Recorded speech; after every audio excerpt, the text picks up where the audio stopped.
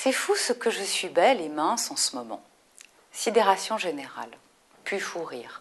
Laure, en lançant ses propos à la cantonade, a déclenché la stupéfaction et l'hilarité des siens. Pourquoi?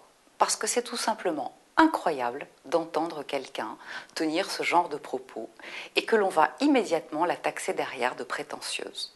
Et pourtant, je suis trop grosse est en revanche beaucoup plus répandue, très bien acceptée et 100 fois moins bien vécue.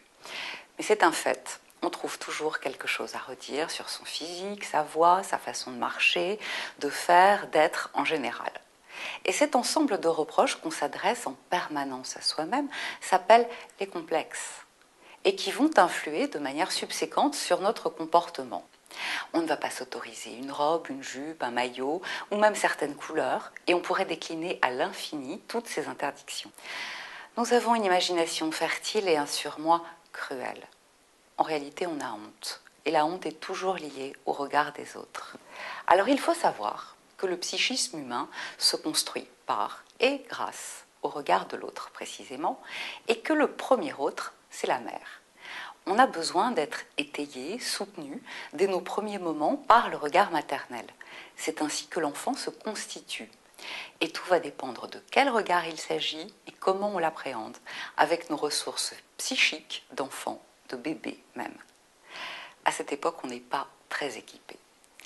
Si le regard maternel est valorisant, glorieux, indéfectible, nos ressources internes seront plus affermies, on grandira sans faille, on deviendra l'or, et les complexes auront peu de prise sur nous. En tout cas, ils ne nous feront pas souffrir. En revanche, si le regard maternel s'avère défaillant, on va se construire, se constituer à partir de cette défaillance initiale, c'est-à-dire avec des béances. Et là, on ouvre une voie royale au complexe futur. On ne se trouvera jamais assez bien, jamais assez parfaite, jamais apte à satisfaire ce regard maternel de la toute première enfance. Et je n'ai pas encore évoqué les remarques assassines qui s'impriment de manière indélébile dans le psychisme de l'enfant. Toutes celles qui ont été surnommées bouboules savent de quoi je parle. C'est ainsi.